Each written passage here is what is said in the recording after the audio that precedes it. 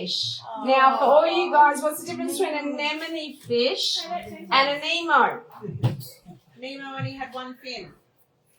Oh, did he? Or he had a No, floaty that's fin. because he was Oh. Circles. Jesus, she's failed.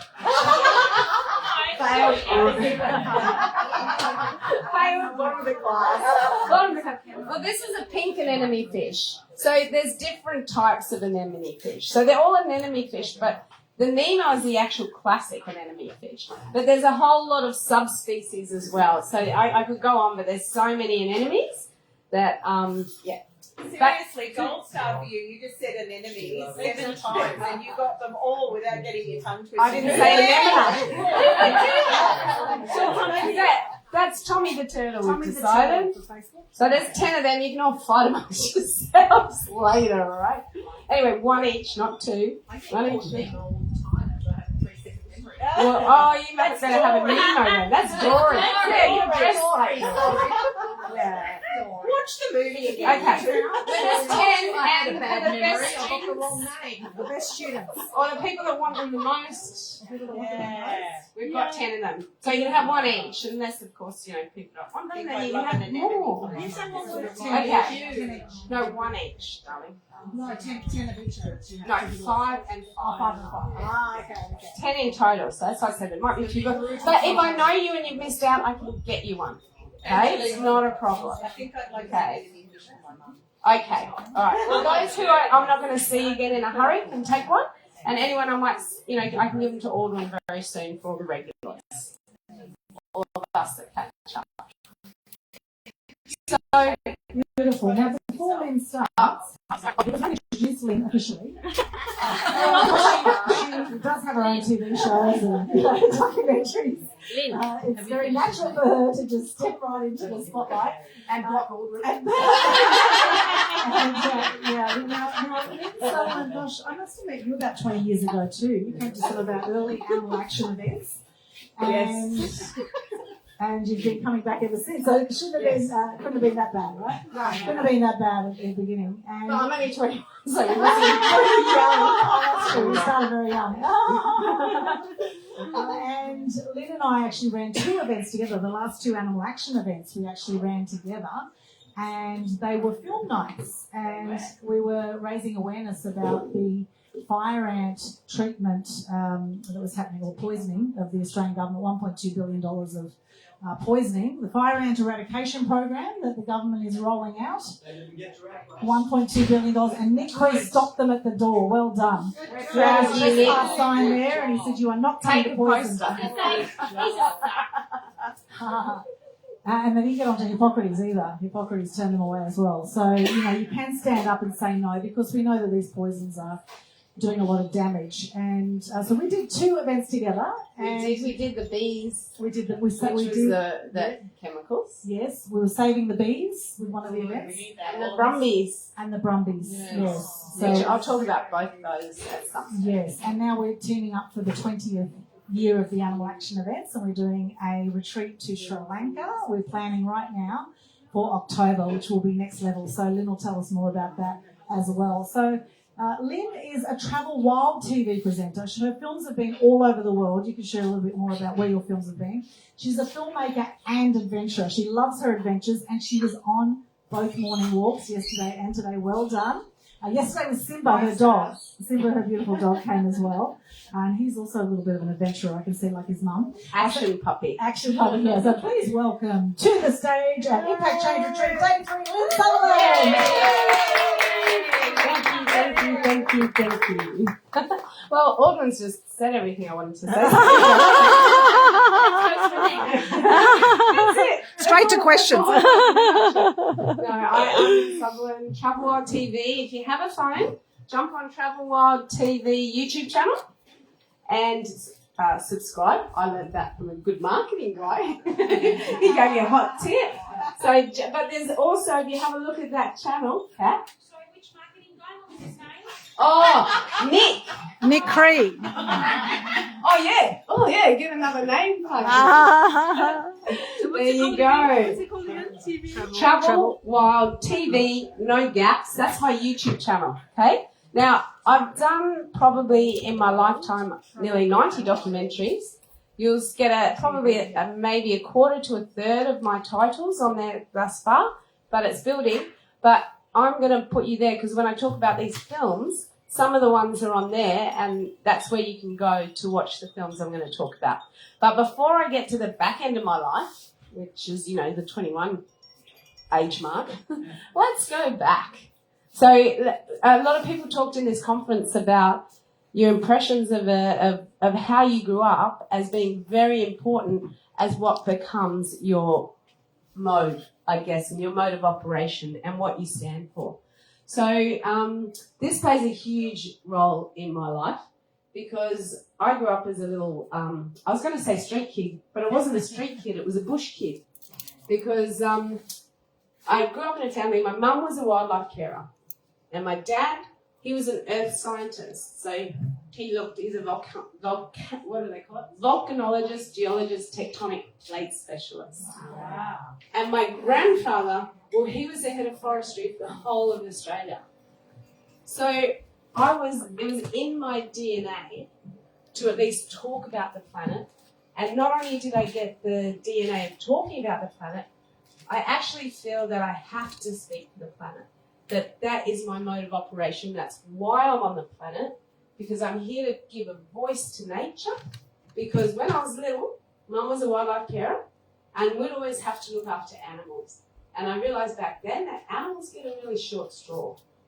I want to tell you about two particular animals that changed my life.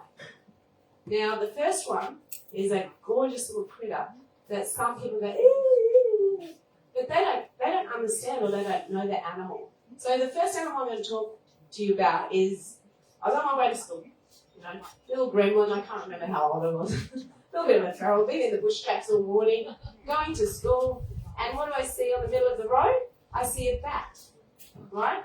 Now this bat, he was on the ground, but he was still moving, and he looked okay, he just didn't look right. So I looked up, and sure enough, what was above me?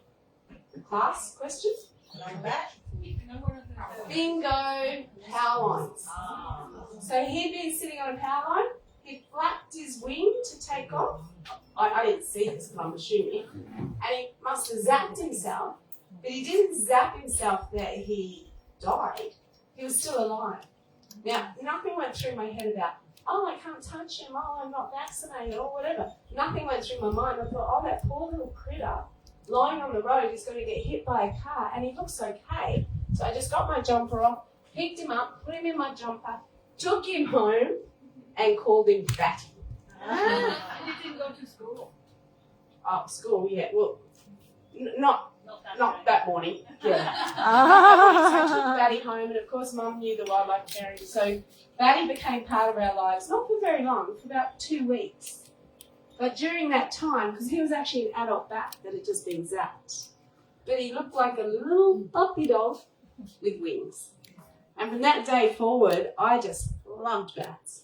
I thought, how cool are these creatures? Not only are they the cutest little puppy dog-like creatures, but they can fly. I just thought bats were amazing. And we had a whole bat colony just down from in our bush tracks, the beautiful eucalypt forest that I grew up in, because we lived on the North Shore, which is a really beautiful part of Sydney. Big gum trees, just sensational. We had a creek that ran down our property, so I was in heaven, I really was a little bush kid. So Batty became part of our lives. Batty got better. Batty flew away. Next, massive animal that had a huge part. Bear in mind, we had lots of other critters in and out. Birds, you name it. All sorts of critters came in and out of our house. Some lived, some died. It was a tough gig being a wildlife carer back then because we didn't have all the knowledge that we have today. But the next one that really made a huge impression in my life was we got given a little baby possum whose mum had been eaten by a cat or killed by a cat. So I got this little possum and he was just old enough to survive without his mother. But because he didn't have a mother, guess who played mum? You. Me. Guess what I called him? Son. It was a boy, but no. Child. No. Bobby. No. Possum. Poss. Poss. Thank you. You can see my writing skills are really We'll go for the next one. Well, yeah. I might change the rules, right? That's what I love about life. There is no rules, right? So Poss became a huge part of my life. Now, he was a little critter who couldn't live on his own, so I had to take him to school every day. And people talk about how kids at school can be nasty. They go, well, why are you looking after a possum, you know? Oh, you're a nature lover, la, la, la. I go, yeah, well, nicer than you. So I had this little possum. My biology teacher goes, if that possum comes to class again, I'm going to pickle him. Oh. I know. So guess what I did? Pickled the teacher. Wagged biology for the whole year. I said, no, I'm not going to go to school. As long as I had my possum, I didn't go to class. And when he called me up to the headmaster, why didn't you go to class? I said, because he's going to pickle my possum. I haven't said that one before.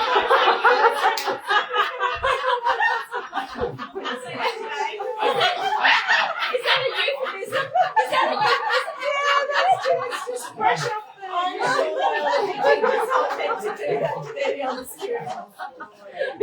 Yeah, so he got bad. No, just kidding. He was still my teacher, and eventually I went back to class, but I didn't have a possum, so he couldn't pickle it. Anyway, so that was possum, not pickled possum, not poss. So those two animals had a huge influence on my life. And my grandfather being the head of forestry, obviously, my mum loved trees and nature, so we got to go into the big forest in Tasmania, which is where I was born. Grew up in Sydney, but I was born in Tassie. So my grandfather took me to this tree called El Grande. Now, who knows about El Grande? El Grande was the tallest tree that they had in existence. But in a backburn, it got burnt down. No. So this was the tallest living eucalypt species, species of its kind. Where was it? In Tasmania. And they lit a backburn and it went out of control. Backburns are nasty things. There's a lot I can tell you about fire, and it's not the best way to do anything regenerative. But so my grandfather said, this is where forestry shouldn't be. And he was very disappointed. He said, Linny, I try and educate these people that old growth forests are like money in the bank. You don't touch the money in your bank. You work out how to live on your interest or try not to affect what is your gold. So for him, in his day, back when he has a lot of photos of, what do they call them? Bullocks pulling timbers. And they didn't have the technology that we have today. So some people tell me they love technology. I have a love-hate relationship with technology. Because for me, being protector of a planet, you have to tell the truth about what's happening to her, not necessarily what's good for my bank account. So, yes, Sorry boss. to interrupt. Black Nissan or a silver Toyota owners? Black Nissan or silver Toyota? I have a blue. This just lady? Those two, Oh. those two cars. I need you to move right now, please. Black Nissan or silver Toyota?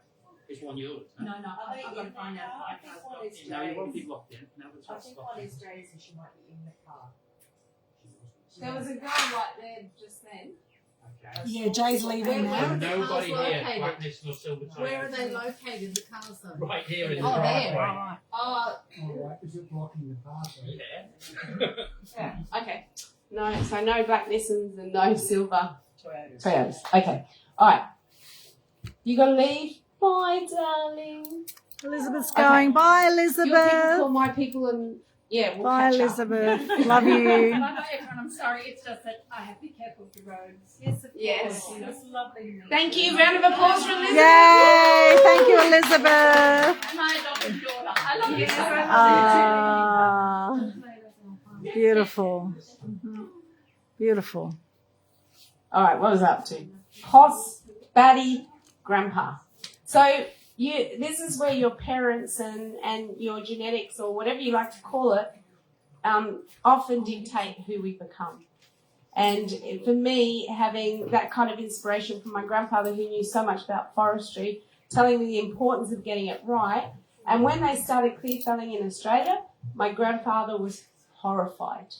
I remember him being at our house, rushing back to Canberra in crisis meetings to talk about clear felling. He didn't make it. We don't know what happened between there and there, but apparently he had a stroke on the way home. But he was so stressed that they were napalming forests that he was trying to go back to Canberra to sort of say this new technology is not working.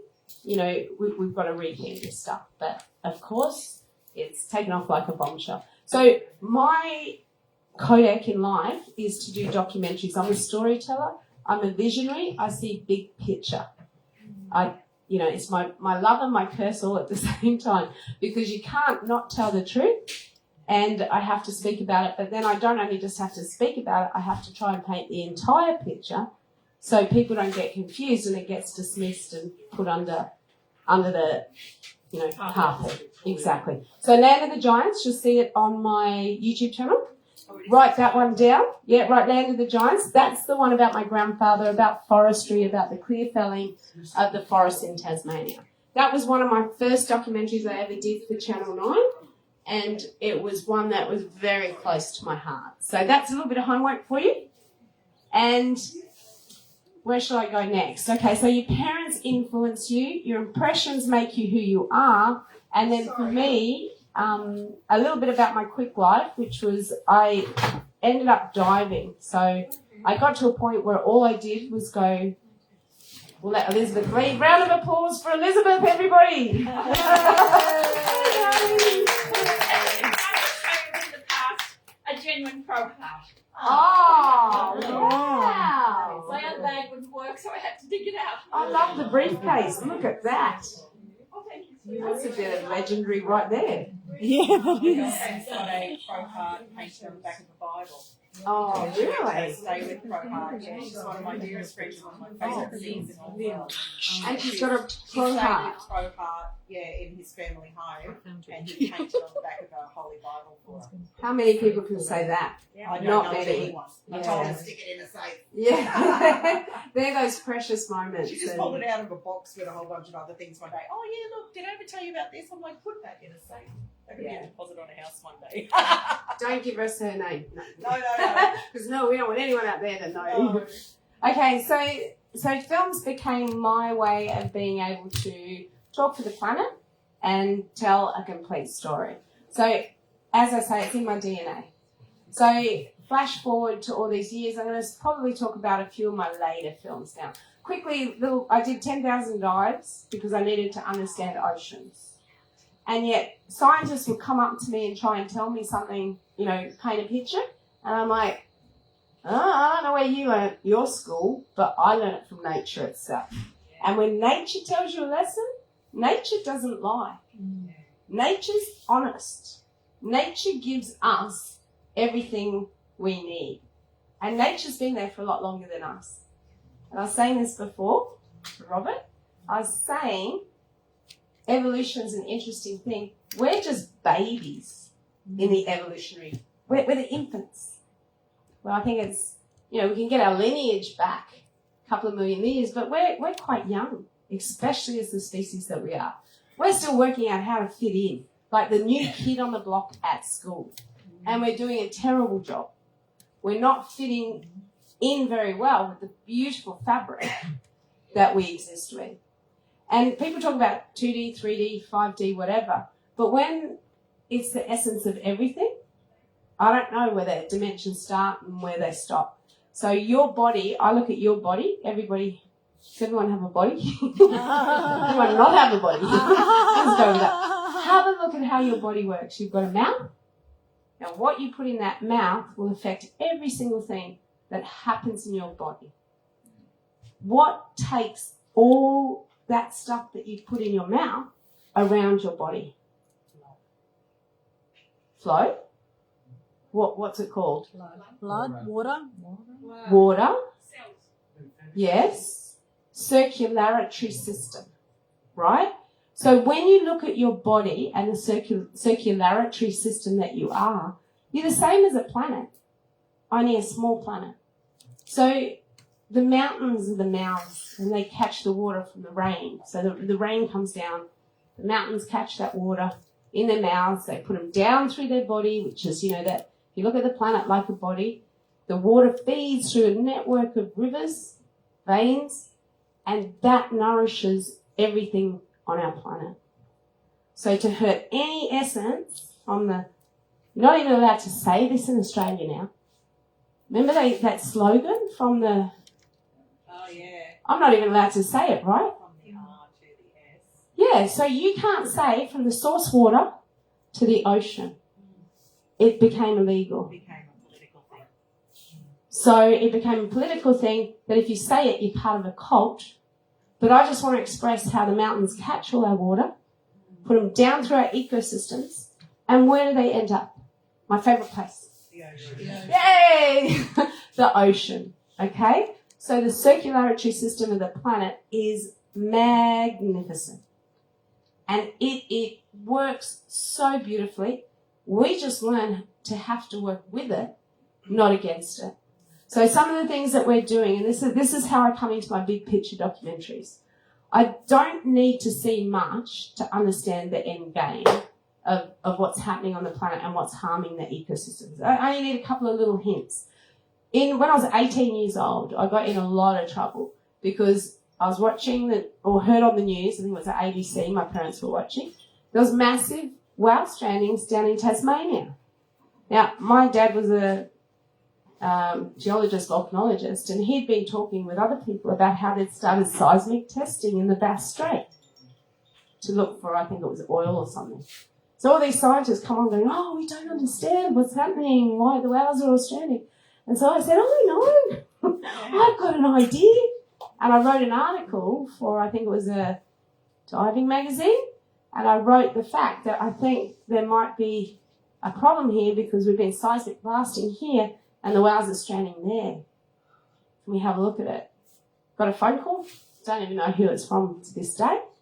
You shouldn't write articles like that. You have no idea what you're talking about.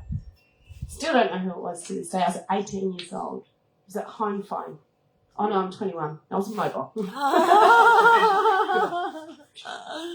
Anyway, so that shows you don't need a lot of messages to understand the truth. It's not hard to find. I'm going to take that snapshot of the whales back into one of my latest films that Aldwyn and I launched, which is the Fire Ant film. Okay? Which is exactly what I described about the whole circulatory system, how our country works. What are the scientists so confused about at the moment? Does anyone know? What's the big environmental disaster that the world can't work out? Climate change. Well, we're going to get to that one too. Supposed. Yeah, but the big event that everyone's arguing about. Aldwyn, you know what I'm talking about? No, I have no idea. Has anyone heard about the algal blooms? Oh, yes. The algal blooms. No. Yes, No? I have heard of that. From you. Yes. Okay, so you can take a poster. You've done another one. These are very clever then. No, so the algal bloom. So there's our creek was polluted the other day. Very green. Now we all know it's something that was polluted in the creek that caused an algal bloom, right? But I get in there and I show, oh, look at what's happening. Oh, my God, look, it's coming out of that drain. Oh, my God, it's all green. And then people get on board and go, oh, it's an algal bloom. Don't you guys know anything? That happens. That's nature. And I said, it's pretty good that it's only coming out of the drain. That's amazing algal bloom. That's really impressive. Anyway, I said, well, what's causing that algal bloom, right? Oh, it's just an algal bloom. Nature does that. I said, that's nature's reaction to what we put in the water, because that's her immunity system at work, just like your immunity system would work for you.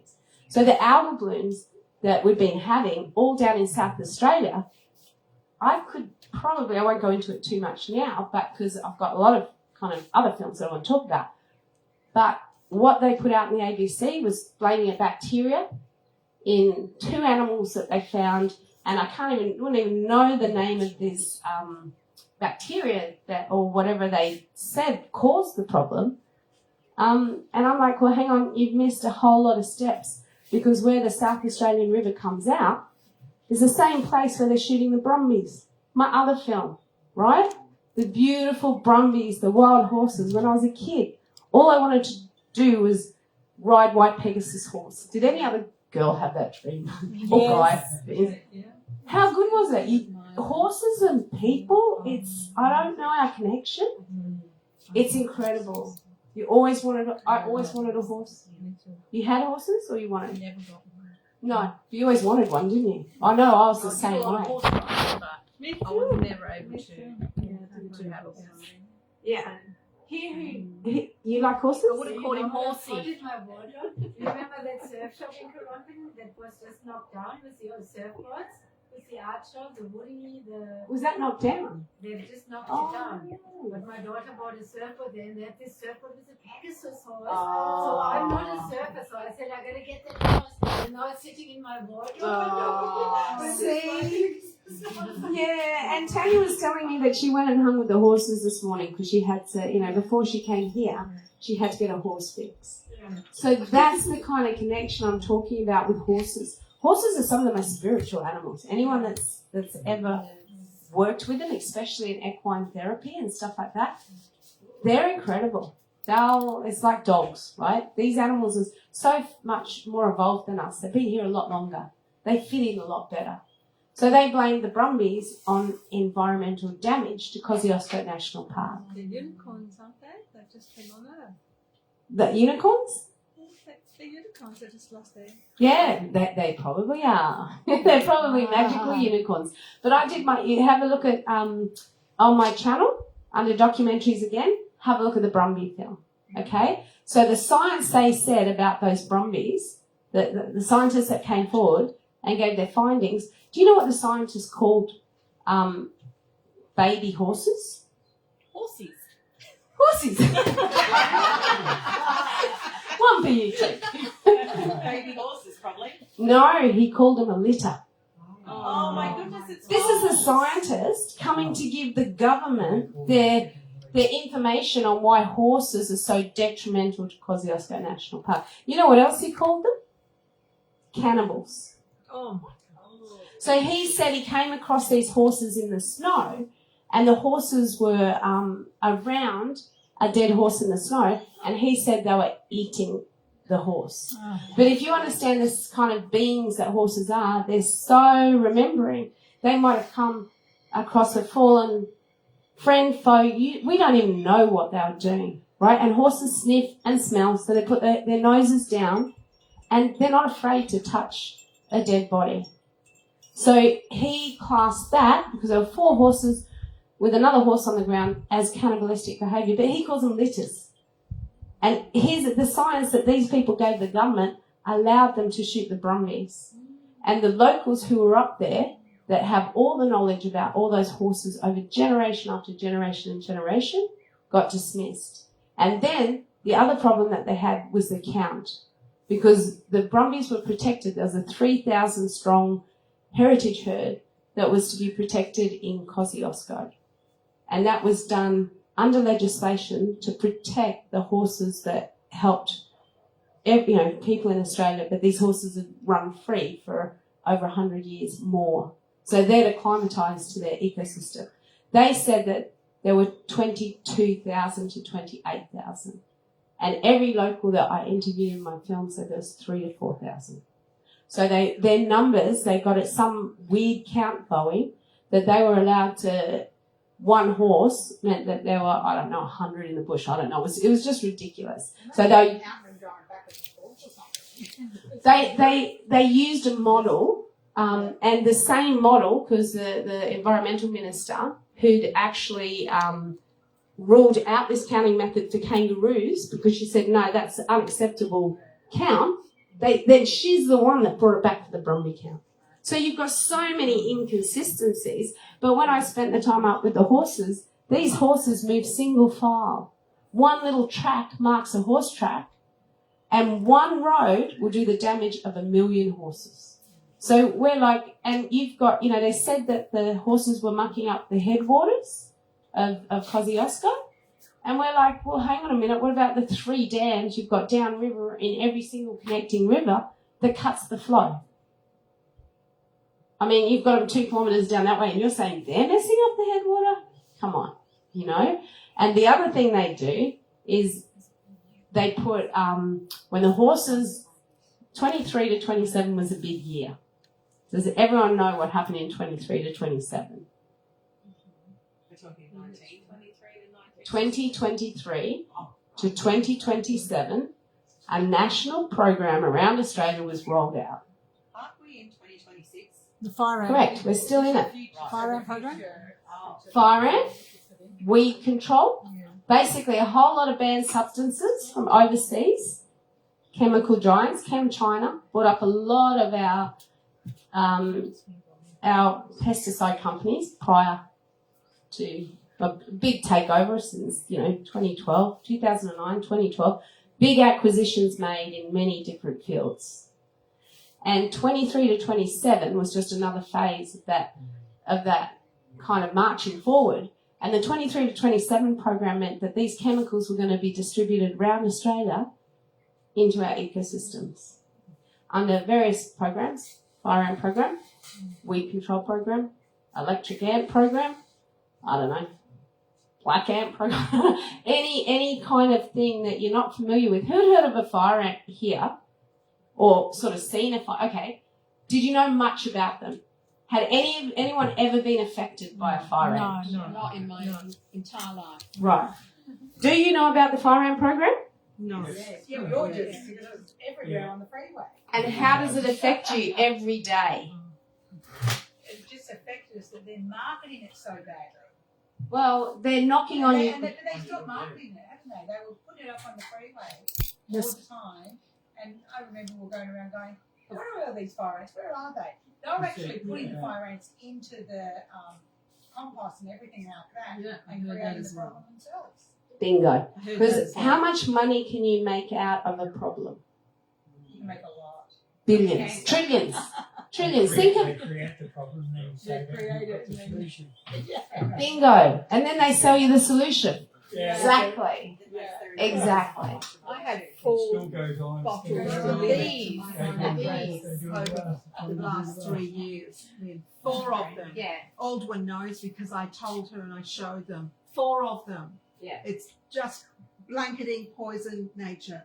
Yeah. And yet you've never heard of a fire ant, seen a fire ant. No. So you know what happened to me? Because I love swimming in creeks, right?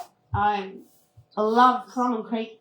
Been there forever. Most beautiful environment in the world. It's the mouth of a river and it's pristine. And I've lived in Currumbin a lot of my 21 years. Anyway. So I swim in the creek every morning, and for most of the time I've lived there, the water's been really clean. Like, I've never had a problem ever swimming in the creek and needing to worry about too much pollution. 23 rocked around, and the first time, I saw a fire ant sign, I knew at hello that there was something suspicious. Because I'm like, they're obviously advertising, like you said. Must be something in that. Anyway, next minute I see, and this was March 2024, and at this stage we didn't really know what they were doing. They were cheese grating the Currumbin Creek. All these 25 of them, young kids, most of them tourism visas from like Brazil, and all these young kids that they got off the street and given a job to spread all these toxins around.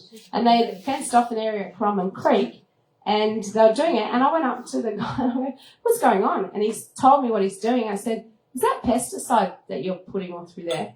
I said, you've just gone through all that bush over there, gone through all this grass. I mean, you haven't missed a square inch. I said, what do you think is going to happen? And they said, oh, no, it's safe and effective. I said, well, I've done a lot of films, and I know pesticides aren't safe and effective, and this has been a big bone of contention over many years. So anyway, we went away. They still did their cheese grater stuff. I told them, mate, you've got to understand, I educated them about what pesticides are really like. Had no idea. Okay. Went for a swim that day. It rained the next day. Following day, I came back to go swimming, and I went. Beautiful, looked quite clear. The rain had been, but it still looked fine. I spent an hour and a half in the water. At the end of the hour and a half, I started feeling violently ill. Like, majorly ill. I had to get out of the water and I had to run home. And my dog was just, running up to the bush. And I got home. I didn't move for 3 days very far at all. I felt like I'd been poisoned. So, of course, when I finally got up to go back to the beach, all the grass was dead. There wasn't a blade of grass left alive in that whole place. So I made a complaint on the Palm Beach Facebook page and said I wouldn't swim in the creek. There'd been heavy pesticides. I got really sick. And instead of everyone going, oh, thanks for telling us, oh, great, I got people telling me, don't put fear into people, don't tell people it's not safe. I said, it's not safe. I got really sick. So that's the kind of problem when you understand the problem and you speak about the problem, but the problem's worth too much money, it doesn't get solved. Until 27, it'll get solved in 27 because that's when the program runs till. And in 27, suddenly, oh my God, we've worked out that it poisons the water. Oh my God, the scientists have finally come up with the answer. And but don't worry, we've invested $1 trillion of your taxpayer money in the solution. So that's how why I do films, because nature speaks to me. She speaks to me so closely. She sometimes makes me sick, but I figure that's my duty of care to understand the big picture. So I had to tell the Brumby story because I think the Brumbies got badly done by it. And interestingly enough, the river where the algal blooms are in South Australia, guess where source water for South Australia starts? Some source water. What's the longest river in Australia? Quick, come on. Murray, right? Where does Murray source water start? Bingo. Where do the Brumbies live? Where's the weed control program? Where do the rivers exit? It's not rocket science. It's simple math. I'm pretty good at math. This is simple math. So the beautiful thing about being a storyteller, being someone that works for nature, and being gifted with Guy's downprints, is you can understand and you can see this stuff. And as visionary, like all of you are good storytellers or good at marketing or good at something very important. So you can use your passion, your way to express what you can see, what you can feel, what you can touch. And it's a powerful medium, isn't it, Aldwyn? Yes. And I just want to add to that, actually. We are at a very exciting time now because we have social media and we have literally so many media outlets out there. We have, millions of media outlets. So we are the media now. We are the media now, right? We don't just rely on 5 different channels to get our news. And the Trusted News Initiative, that's what they call themselves. And the thing about this fire ant poison that they're putting everywhere, I spoke to a guy who did 20 years of research in America with these exact poisons. And he said what's actually happening is this poison, it actually kills other ants, which makes the fire ant problem worse. And did you know that there's hot water treatments, specific hot water treatments that will kill fire ants? For those that don't like fire ants, you can kill them with hot water, but of course there's no money in hot water, is there? So if you want to know what's really going on in the world, follow the money trail.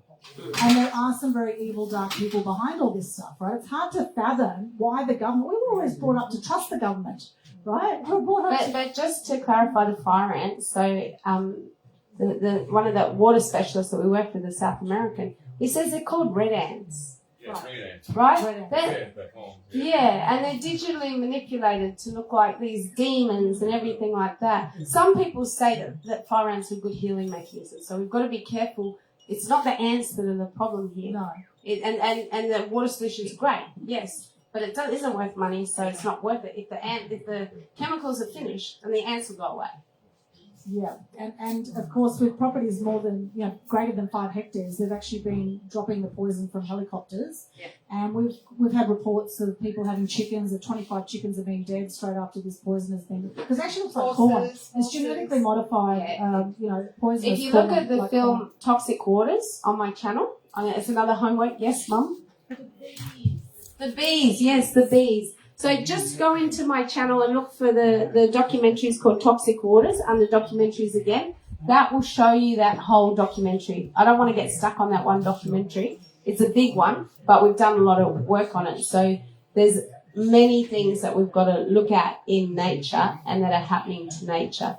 So look up the Toxic Waters ones. But the other one I want to look at right now, another documentary that I haven't put out that'll be coming out soon. Two documentaries of mine were quite monumental in the whole climate change arena.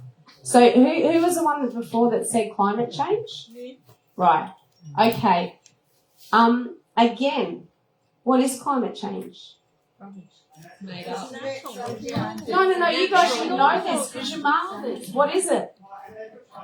It's the world's most amazing marketing campaign. Okay? Oh, behind yes, I COVID, know. yeah. They've had some doozies, but this one's a doozy. And there's a film of mine, I haven't put it out yet, it's called Beauty in the Reef. I'm revamping my films because I have to. Because my films were on Channel 9, so when your films go on Channel 9 and people see it, Beauty in the Reef was a big film. When it came out, it changed the whole dynamics of our country, believe it or not. It talked about how we needed alternate energy because we were digging into the deepest parts for fossil fuels. Because fossil fuels, it's like anything. You don't dig into your body to get to the, beautiful fluid joints and take all the fluid out without a consequence. So you've got to look at these consequences and you've got to know when you're doing too much harm and you've got to pull back. And the best thing we could have done is, they could have come up with a campaign, less is more, let's minimise, let's do all this. What they're doing with the petrol now. But instead they came up with, well, hang on a minute, man's not doing that. Climate change is the culprit. So it became the world's biggest brand, one of the biggest brands behind the other big brands. Carbon tax. Oh, so get this carbon offsets. Carbon tax, one thing. What I don't like worse is carbon offsets. Does anyone understand what a carbon offset is? No. So if you're a big business, you can go, oh, I want to go and dig under that reef, go 100 kilometres that way, get down to that oil, and everyone goes, oh, but it's a World Heritage, it's the world's Ningaloo Reef, it's the world's largest fringing reef, you can't do it. Oh, okay, well, I'll go outside the national park and do the tunnel, but they'll still get to the same bed. But what they can do is they can go, this guy, I don't know what nationality actually he is, but he came up with I think he's UK, came up with a whole business philosophy. He's raised billions of money for Australia under this carbon offset program and climate change. And what that means is if you want to destroy a absolutely pristine old growth forest or an incredible reef, you can go, well, I can blow up that reef because I'm going to go and plant 100 trees in that direction and that's my carbon trade-off. It's a bit different. They try and work it out, but it is never equal. Because it's like you. So what happens? Are you going to sell a kidney, and because you want to, you got a little gravel rash here, and you're going to replace it with a little gravel rash here? Do you know what I mean? So they want to take out the kidney, but all you got to do is carbon offset it with a tiny little gravel rash, if that makes sense. Do you know what I mean? Or you add a Band-Aid to that gravel rash, is what I should say. So your carbon offset puts a little Band-Aid here, but takes out a kidney.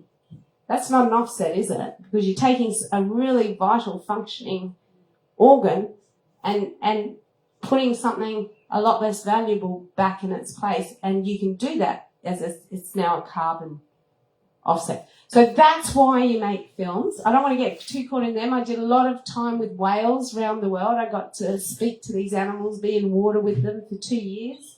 Everything from fin whales, sperm whales, blue whales, minke. Oh yeah, I know. I'm good for 21. So that's afraid of aging. Yeah, I know. I've got a few wrinkles for 21, but that's because I was always in the sun. So the thing is, your passion or what drives you most is what our blueprint is here to be on the planet. So if we can all try and footprint to our blueprint, like they were saying, find your story, then we can be incredibly powerful in whatever we do. And that's why I took up storytelling. Well, I didn't take it up. I got landed with it in this lifetime, and that's why I do it. So I'm not very good at marketing. Nick, thank you. I learn a lot. It's probably my worst thing, because when people, the first question most people may ask me, because I'm a film producer, go, oh, where's your budget? How much did you get? And I go, yeah, that's an interesting question, isn't it? Because when Guy tells me to make a film, I haven't got time to go and raise a budget. I'm already in it, and it's already happening. So I can't take a year off to raise a budget, because by that stage what's happening in front of me isn't happening anymore, or the consequences are here and people can dismiss them. So I just do it, and Guy looks after me. We have a contract. I'll do it. I'll do whatever you tell me. Just make sure I'm all right. So she's got my back. So that's my contract, and I get so much joy out of, that's my giving. When people say they can give something, that's my form of giving. I can try and do something constructive to let people know how beautiful a little possum might be, how gorgeous a bat could be, how important our flowing rivers are, and our old growth forests and our marine life and everything else that swims and, works on this planet. Humans are the babies. We've got a lot to learn. Nature has so much to offer us. And at the end of the day, I believe, this is just my belief system. You can, call me crazy. I don't mind. A bit like Elizabeth. Call me whatever you want. Don't care. Just don't call me late for dinner. So at the end of the day, I believe this is just all testing us as an individual. So do I get angry at everything that's going on? Yeah, I get really upset. It hurts me to the core. It hurts me really deeply. And I try and turn my pain into action, like Aldwyn said. Because if I got too depressed or too sad or fell down, then who's going to go out and try and give that voice to nature? Because I'm too busy getting angry at someone else for causing the damage. I haven't got the time to help nature or show what's happening to nature. So it wasn't just ants that suffered in these chemicals. It's the whole ecosystem that goes down. The birds, the lorikeets, the bats. I took lorikeets galore when they first started pesticiding Crum, and I took them all into Crum Sanctuary going, they've just done all the fire ant beheading, look at all the lorikeets. Ask them now, what's happening to the lorikeets? Oh, we don't know. They do know. They've got a lot of money not to know. So it's really important as an individual to stand up and speak. And yes, they will give you a hard time. And when they give me a hard time, trust me, I've got a smart meter whacked in. As soon as I mentioned digital cities and started talking about them, whack. These guys listen to us. But I say to them, my thing is, I'm just looking out for Gaia. Your whole message behind climate change and I can't remember the other big words they use, but it's all for nature, right? So why are you angry at me when I'm protecting nature? Why are you upset at me? You're the ones that are saying we should be protecting Mother Earth, climate change. I'm telling you that climate change is a result of a lot of our bad actions. So why are we doing that? So don't get mad at me or angry at me or pick on me because I know things.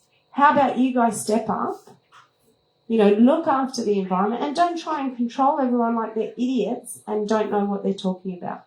Tell us the truth, and guess what? I bet you everyone will turn off their lights at night if they know it will help out in the end. I bet you everyone will stop driving all around, but don't lock us in these digital cities with all this dangerous technology that you haven't tested on anyone else. That no one's ever done a test like this fire ant chemical dump anywhere in the world of this magnitude, anywhere. So we're the experiments.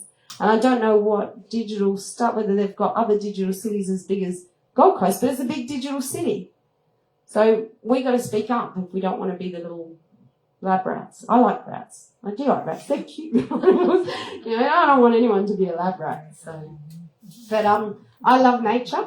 I love the planet. She's my boss. So my whole thing is, if she tells me I've got to say something, I've got to say something. I'm more scared of what will happen to me in my next lifetime if I don't help Gaia than I am worrying about this lifetime, because I think at the end of the day, the cards are all held up to us, and it's so important that we do our best version of us. So at the end of the day, when they come and say, oh, you know, we told you that you had 7 deadly sins and you've got to watch out for them. So, yeah, well, I'm only human, so you know I'm going to get some of them wrong. Yeah, but we think you got all of them wrong. Or you've got to come round again and, you know, do your time again. So I believe everyone has their own choice to make. So we can get angry at them for doing what they want, but then we're just using all our time and energy on them, and that's not what we want to do. We just want to love Gaia a bit more because she can heal. She will put those chemicals out through our river systems, but she'll heal. She'll put algae in there to get them to come back. She'll create crown of thorns to clean up our mess. So when there's crown of thorns, they're just cleaning up our mess. No nutrient-rich waters. So every animal is a valuable thing in the ecosystem, including us. So I've got 5 minutes, so I'm going to take any questions you like, and I'm going to have a little competition. Yes. Yeah, I'm really concerned about the bees because without pollination, I'm particularly really concerned about bees because in the pollination of bees, like if you're planting, like I've got a veggie patch and everything, and I might get 1 or 2 pumpkins, but if there was bees there, I might have got 100 pumpkins. Mm-hmm. So it is a real problem. But I know. What's the mites? I can't remember what they're called. The varroa mite? Yeah. Is that true, or is that something they put there to? Well, did they create that? It's true and not true. So what happens to your body? What happens to your body when it's compromised, right? When something's compromising you in your environment, what happens? You get sick, right? Viruses are the body's way of fighting something, right? So, yeah, varroa mite, sure, all these animals are true, but they're generally there for a reason. Now, they started putting fipronil, which was a banned substance overseas. Again, they used a banned substance to kill the bees. Why a banned substance? You know? Because fipronil was banned overseas. They didn't have a market. Australia is not very populated. Like, it's not rocket science, but varroa mites, yes. But what happens is usually our environment, so they've probably got pesticide, I don't know, they've probably got pesticide poisoning or something. And then what happens is other animals come and feed off decaying or bodies that aren't healthy. It's just viruses and bacteria, they're all just things that when immunity systems are compromised, your body will come up with inventive ways. It's just any animal. How do we save the bees? Well, we've got to speak out about these chemical programs. Mm-hmm. And they do have a lifespan, I believe. 27 is the end of the thing. That's not okay. Because these guys are knowingly going for 4 years to drop chemicals. So we've got to keep speaking out and say, we know your game. What's your next one? You know, stop. Yes. Sorry, I didn't mean to interrupt you halfway through your sentence, but thank you. My understanding, I've been told, is any blue or purple type flowers can attract bees as well. Is that correct? So if you plant some of those around and you want them around you, to plant some of those particular colour flowers is ones that they're attracted to. Do you know if that's true? They're attracted to lots of flowers. Yeah. So you've got so many different species of bees. You've got native bees and you've got European honeybees. European honeybees are introduced, but they do amazing things for our, like they grow our food. So this is this thing where they say, oh, but this animal's introduced. I said, well, hang on a minute. Animals, everything's moved around the planet. We've moved around the planet. That's evolution, adaptation, survival. If you want to take the world back to prehistoric days, that means we're going to all go, right? Are we next, you know? It's bees are attracted to so many different flowers. If you let your what are those Father Christmas things that blow in the wind? Dandelions. They're some of the most incredible pollinator attractors on the planet. And they tell you it's a weed. Some of the most incredible weeds on the planet are medicinal plants. You know, the weed program is some of the weeds they want to target. I mean, I was in Western Australia. See, I notice things that other people won't because I look at what's happening to Gaia. And it was a weed control program. We filmed this place in Western Australia 2 years prior, and it had been pristine. And then suddenly I was talking to a couple of locals. They said, oh, they started mosquito control and weed control here. And the environment was just full of weeds. I'm like, 2 years ago, this was fine. And then I went and there was a little viewing window and I could see where they'd thrown weeds out that window and they'd started growing at the base of that window. And I went, oh, that makes sense. Most people wouldn't notice, but I'm like, oh, they grow right under that window. There's a little holy thing. You know, oh, they must have just gone like that because there was none around it in that area. So bees are attracted to all sorts of things. Nature feeds the amount of pollination that one bee but don't forget that flying ants are pollinators. You know, we've got butterflies are pollinators. There's so many different pollinators. It's not, and the ants do all the work in the ground. Like every single species has a role. We do. We just got to work out how to be better at it. That's it. But we're the babies, you know. It's not an excuse because you've got to discipline your children when they're growing up and making mistakes. And that's what we've got to say to the people in charge. Hey, not cool. We think we can be led in a better direction. And if you're not going to do it, then step aside and let someone that will. You know, someone that knows more than you then if you can't work out why that algal bloom's happening in South Australia. Like, you've got all the money in the world going to science, you've got the world's best scientists, and no one can work it out. It doesn't make sense. We've got more scientists on the planet than I think we've ever had, and they still don't know. Well, it's not rocket science. Any other questions? Yeah, I would like you to tell us, if you have time, a bit about your whale working and work. Okay, really quickly. Yeah. Okay, I spent quite a few years working with whales around the world. I got really lucky. Because I'd done so much diving, we were on the dive boat and we had a journalist crew out on our boat. And because I was a filmmaker and I did a lot of underwater filming, the crew that were on board didn't get, they were only on there for a week, so they didn't get all the shots they wanted. So they go, can we borrow some of your shots? And I went, yeah, chuck them in your documentary. I don't care. I'm here every day. Can get more. So they loved the footage so much. They said, oh, well, what are you doing for the next 2 years? I said, oh, I'm kind of working on the dive boat. They said, well, why don't you come filming around the world and do some whales and dolphins and ocean stuff? So I said, boss, I'm going. See ya. Pretty much a little bit later. But I ended up working with a top American photographer and did a lot of whale stories all around the world for various magazines like Nat Geo and Australian Geographic and a lot. He was a stills photographer, and then we started doing films. So we worked with people like, I'm only 21, I shouldn't say this, Ron and Valerie Taylor. I think that story I read impacted her about aging. Which story? The story I read yesterday about aging. Oh, yeah, no. I've always been 21, ever since 21. So what did you communicate and learn actually about whale sex? Okay, so I'll tell you about one of my favourite, most incredible experiences.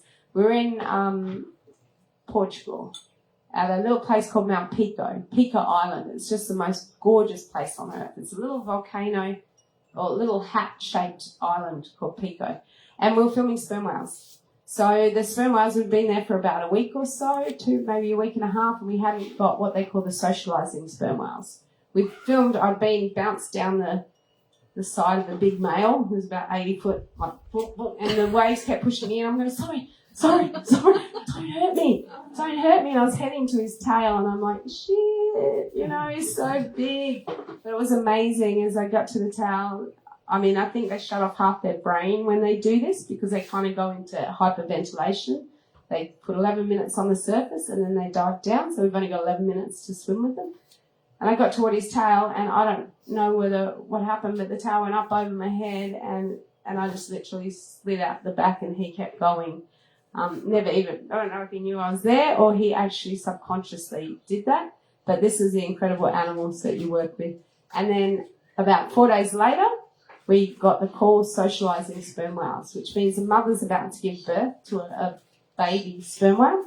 And we headed out there. We're in our dinghy because I was working with Ron Val, another American filmmaker, and we saw the marguerite pattern of the sperm whales, and all the mothers get together and they put their noses in, and the mother that's giving birth's in the middle. She gives birth to the whale, and we got there just at the tail end. we didn't realise. We thought we were swimming to this group of whales.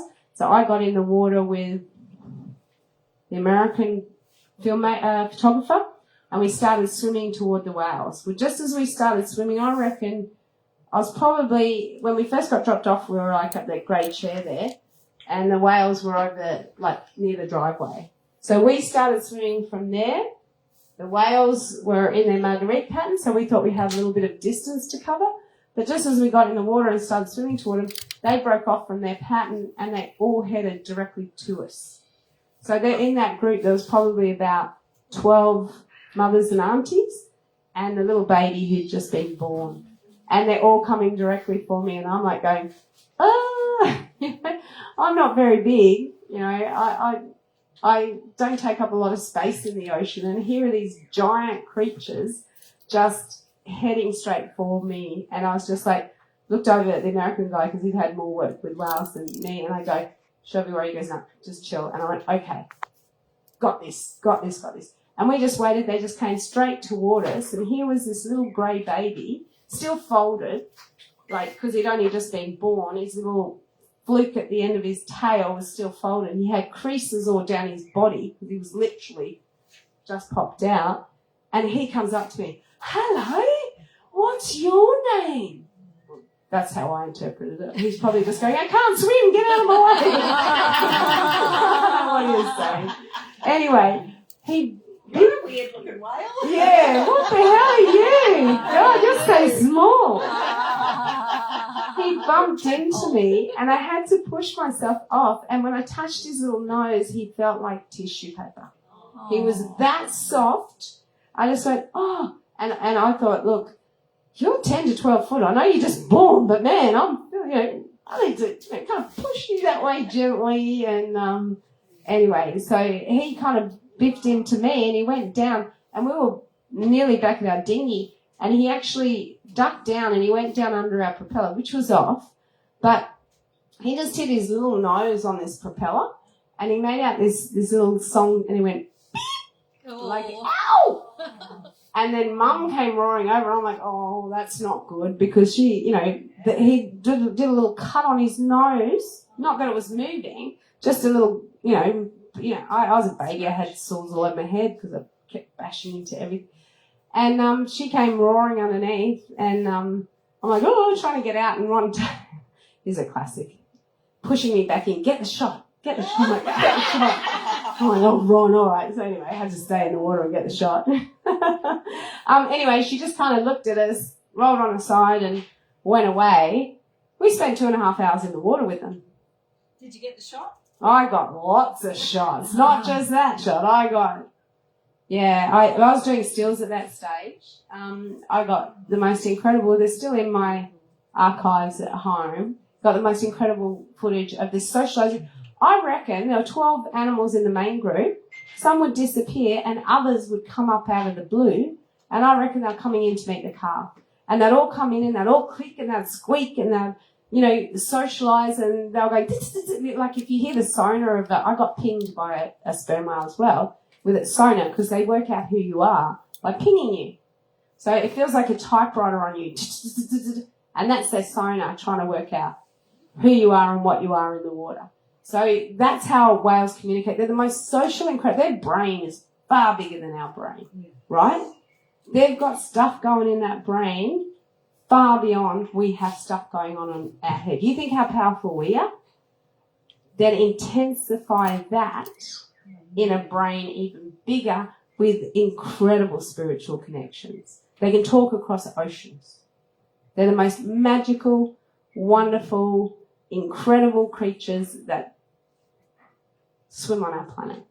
One of the incredible. But I'm just as marvelled by a bee, you know, and their little eyes, and I just imagine what they see with all the, you know, I don't know how many eyes some of these creatures have. I was looking through a microscope the other day because my friend's got a wildlife film school, and he was showing me a butterfly wing, and then he was showing me the eye of, I think it was the eye of just a fly, and it was incredible. Yeah. It was just insane. So some of the smallest creatures can be the most incredible creatures, and then you've got the biggest animals on the planet. So we got a lot to live up to, we've got a lot to learn, and that's what I love about it, right? There's so many stories out there that can be written for nature, and so I'm just a tiny little grain of sand in the big cosmos of the planet. But I love it. How powerful are we to be one little sand, being able to see and experience and feel and do what we can do. So I love this planet. If something's happening in your backyard and you can see it's happening and it's hurting your backyard, kick up a little bit of a stink, you know. Tell people about it and don't let them get away with just being able to put all these pollutants in the environment, cut stuff down because they're making a lot of money out of development. Anyway, Aldwyn, yes, that's good. Thank you for listening. Sutherland, extraordinary. And anyone who really wants a poster, come and get it. And then if you really want one and you don't get one, I'll still give you one anyway.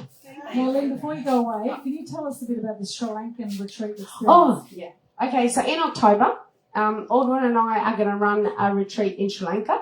I worked with Sri Lankan tourism a couple of years ago, and I did their tourism wildlife development strategies. We were helping promote how they're training guides to work with animals like elephants and whales. I did a lot of education in how I thought Sri Lanka could work better with whales. Anyway, I did a documentary. It's on Travel Wild TV, so go and have a look at the Sri Lanka one. But Aldwyn and I are going to run a trip because it's got some phenomenal wildlife parks. Doesn't mean you have to swim with whales or anything like that. We're doing 3 main wildlife parks. One in the north, Wilpatu, and then I think it's Uluwatu in the middle, and then one down South Yala. And we're going to actually camp out in those national parks because most people don't camp out on it. You've got to specifically go with certain operators that are allowed in the park. So if anyone wants to join us, it's going to be 2 weeks in October. We're still going to get the details, but it's 4-star, so you won't have to worry about anything else once, you kind of paid for the trip. And some of these places are really, really cool. Like they've got some of the biggest elephant migrations anywhere that you can see in Sri Lanka. It's pretty cool. It's an amazing destination. So if anyone wants to come with a bit of an adventure with a cool crew, if you think Aldwyn and I are cool. I know we're cool. Oh, we think we're cool. And that's said with confidence, not ego. Right? Yeah, so maybe Aldwyn can get anyone that's interested or even wants a brochure. Doesn't mean you have to come, but if you want a brochure and want to know more, just put your name and number down and we'll send you the info. Or I'll give it to Aldwyn, she can pop it out to everyone actually, is the main thing. Yeah. And I'd say it'll be about 20 people max on this trip, so it's the first 20 that come in. And this is celebrating the 20th year of the Animal Action event, so it's very special. I was saying for a while we're going to do an elephant retreat in Thailand, and I've done a few of those, and I would recommend there's some fantastic elephant retreat places in Thailand, in Pattaya and in Chiang Mai. And when I spoke to Lynn about it, she said, well, actually, I've been organising something in Sri Lanka, and I think this could be something really unique for people. I thought, well, I've never been to Sri Lanka, so this would be a great experience, right? So Lynn was already working on this in the background. Yeah, we've been working on it for a little while now, so...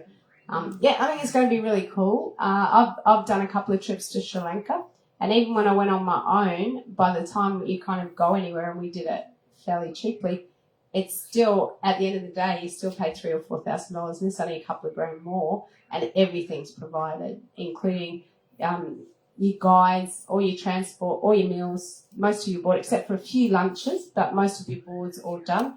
And like I said, it's 4-star. We decided on having something a bit more comfortable because I know the first time I went to Sri Lanka, we kind of did it on a budget. Me and my boyfriend, we kind of went around. I got so sick. It was one of the sickest I've been, and I kind of sort of enjoyed going back there with Sri Lankan tourism because you went in 4-star and it was really, really nice. But you still got to see the really, really cool stuff. And the good thing about doing these camping in there, no one else gets to camp in the national park. They all have to go home. So you stay inside the national park. Sounds like a once-in-a-lifetime experience. And if you are interested, just come and see Lynn or myself, and we'll just get expression of interest at this stage, and then we can come back to you with more details. We're looking at 2 weeks in October, and October is the month of World Animal Week, and it is World Animal Month as well. So 4th to the 10th of October is actually World Animal Week. So we'll plan to do it around that time. I'm very, very excited about that. Thank you, Lynn. And isn't Lynn a fantastic example of someone who's using the media for good? Yes. Yeah, that's what I was supposed to talk about. Thanks, Aldwyn. You've been doing it without thinking anything to say. Please, round of applause for Lin Sutherland. Awesome, awesome. And of course, people can connect with you. Let us know. Yes, who wants the poster and Who wants a poster? Okay, poster's being given out because you're in the room. So thank you for being in the room. And of course, if you can put the posters to good use, of course. Lynn is extraordinary. And you know, it's interesting because human beings, we're the only species on the planet that actively go about destroying our planet. But at the same time, there's a lot of people out there that are doing a lot of good for the planet as well, right? And there's something we can all do to help stand up against the tyranny that's happening out there and, you know, the actively destroying our planet that has been happening out there. We're just going to take a few-minute break now, and we're going to get straight after this, we'll have the amazing Jeff Diamond coming to join us for Magic Media, 50 years of media magic. And then we'll go straight into Finding Your Voice by Alicia Melvin. So we'll keep moving today because our timings have been thrown out a little bit, but it's all good. It'll all work out in the long term. And we have the Shade Cocktails crew here. Quickly, while we're having a break, because we've bought the shaved ice and melts quick, so we're going to shave it up now. Okay. So everyone that wants, we've got non-alcoholic. Hold up here for a sec. I'll just grab this mic. All right, we got Now, this is Claire Flynn from Shade Cocktails. Let us know what we're going on. I've been from a lot of things before, but Shade Cocktails is a new thing anyway. Gibson is from New Orleans. We've brought over something from New Orleans, which is the Shade Cocktail machine. Some of you already had it before on Friday night. We tried some of the flavours. We brought some more flavours tonight, and we've got alcoholic flavours and non-alcoholic flavours. So if you want mocktails, we've got strawberry, matcha, pina colada. We've got coffee. We've got coffee, so we can do an espresso martini. So we actually do have espresso martini with Kahlua for alcoholic ones. We've got the blue carousel with the blue raspberry, I think it is. And then we've got the matcha Midori, and we've also got a which is my favourite. It's the bourbon, it's like a milk punch type thing, and it's got cinnamon on it, and it's really good. So you can try some of them. So we're going to shade as much as we can now and just hand out cocktails. So if you all want to sit and have a cocktail of whatever kind you want, well, the next speaker's up here. That'd be great. And what we're doing, a lot of our machines get hired out or rented out to venues, to bars, cocktail bars and nightclubs. But what we're doing on the side while our machines are getting rented out is we do private events as well. So if anyone wants us for any event for mocktails, cocktails, just there is some cards on the side from an invite from last night, which everyone's went to, obviously. So you can, we'll put them on the table and just take them. It's got our number and contact details, so you can go on the website. No, the ones, our big cards over there, which are our tickets for sale for last night, which is over. So the number's always there and the website's there and everything. You can get hold of us from that. So. And Claire, can you tell us about the history of these machines? This machine, it's incredible. It was made in 1936 in New Orleans. There's nothing else like it in Australia. This is it. The blades are very close together, so it actually makes the ice like snow. So it gives a very fluffy and just very, very fluffy and soft. But it takes a lot to prepare it. So just to get one of these machines and try and work it yourself is not easy. You actually need to learn about ice and freezing.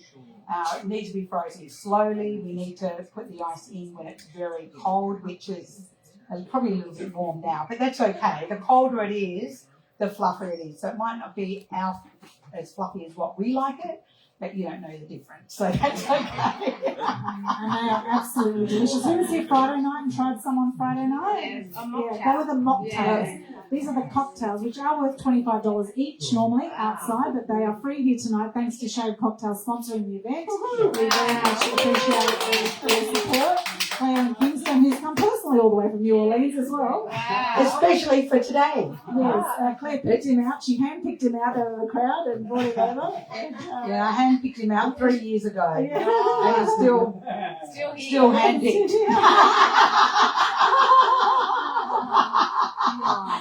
And you might see Kingston around. Kingston does modelling and acting, and he's actually got Mortal Kombat coming out that you're in. Oh, wow. And we're both actually in Balls Up coming out with Mark Wahlberg. That's coming out tomorrow. Or the 15th. Yeah. We're just in the crowd. That's just extras. But in Mortal Kombat and a couple of others, Kingston's like in there a bit more, and he's going into some other ones. So he's sort of taking his acting up to another level, where I'm just quite happy to be in the crowd. amazing. And Shade Cocktails is on Facebook, and they can reach out. Yes. So the website's on those cards. So it's on Facebook, it's on Instagram, and obviously we've got the website there as well.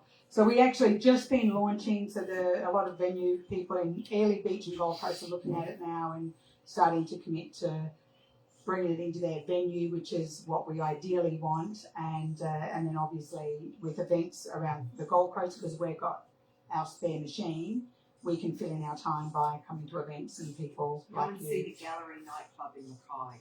The gallery. I think I've spoken to them. I'm not sure. Marty and Cassie. Marty and Cassie. I'll have a look. Thank you. We've got connections already rolling here. So Yes, you right. venues. Oh, Mackay, did you say? Yeah. Sorry. Yeah. Sorry. I think you're really good. Airlie Beach is a little further north, so if you're Hour in and the a half. vicinity, there's, We'd have to do franchises, so it would have to be a franchise of someone having 5 to 10 venues in Mackay for us to do it. well, that's So, two. yeah, so it'd be 5 to 10 venues in the whole area. And then we have enough, we have to supply the ice and the syrups.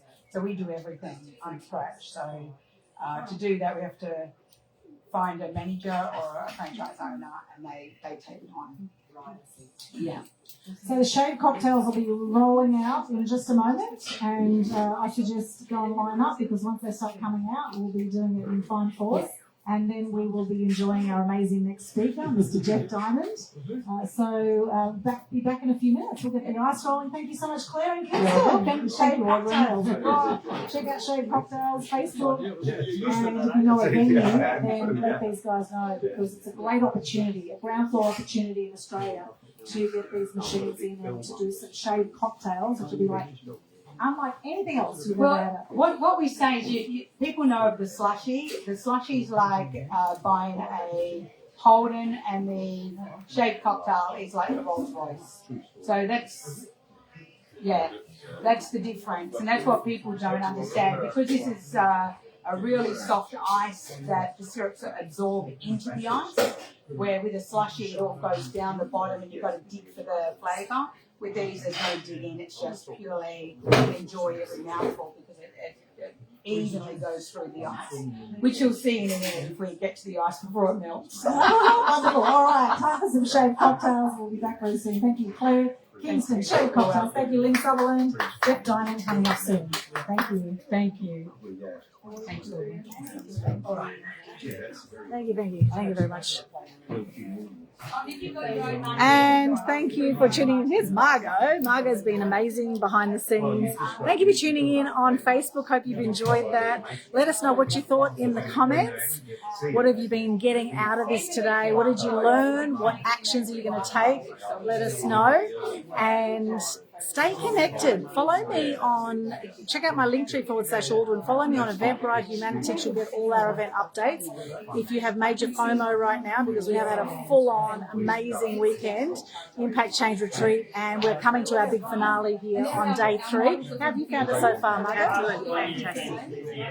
Aldwyn is incredible at supporting people and putting people together, which is often lacked in a lot of places. So really beautiful. Oh, thank you, Margot. I love your work. Margot's been amazing, helping to help the whole event run smoothly. You've been doing an awesome job. So I really appreciate you, Margot. And thank you for tuning in. We'll be back soon with